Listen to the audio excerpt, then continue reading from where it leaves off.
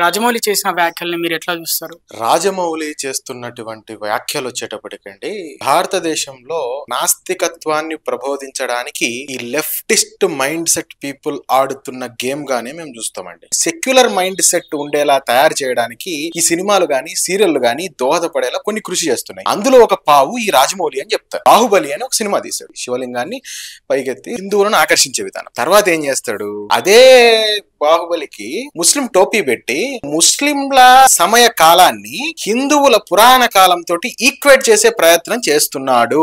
Animation series ఒకటి release చేస్తున్నాడు. దాంట్లో క్లియర్ కట్ గా ఏముంటది, వేదాది దేవత అయినటువంటి ఇంద్రుడిని బాహుబలి అనేవాడు వ్యతిరేకంగా పోరాడుతున్నాడు. బాహుబలి అనే వ్యక్తి రాక్షసులకు సపోర్ట్ గా ఉన్నాడు. పచ్చిగా చెప్తున్నా, సినీ సి జాతి ఏం చేస్తుంది అంటే, గతంలో కూడా రావణాసురుణ్ణి పొగిడే ప్రయత్నము, కర్ణుణ్ణి పొగిడే ప్రయత్నము, ఇలాంటివన్నీ చేసి హిందూ పురాణాలను హిందువుల మనోభావాలను దెబ్బతీసే ప్రయత్నం ఒక పక్క చేస్తూ మోరల్ వాల్యూస్ ను డిగ్రేడ్ చేసే ప్రయత్నం చేస్తున్నారు. వాస్తవానికి కర్ణుడు ఎంత నీచ్ కమీనే లుచ్చగాడండి. అటువంటి కర్ణుడిని తాన వీర సూర కర్ణ అని ఓడి చిత్రీకరిస్తాడు. రావణుడు పరస్త్రీ వ్యామోహం కలిగినటువంటి పరస్త్రీ రోలుడు. మీరు తీస్తే ఎగ్జాక్ట్ పురాణాలలో ఉన్నది తీయండి, ఇతిహాసాలలో ఉన్నది తీయండి. అంతేగాని మీకు నచ్చినట్లుగా దాన్ని తీసి హిందూ సమాజాన్ని పక్కదోవ పట్టిస్తాము అని అంటే ఖచ్చితంగా దీనికి మీరు సమాధానం చెప్పాల్సి ఉంటది. దీనికి మీరు ఎంతకంత అనుభవించేటట్టు మేము చేస్తాం.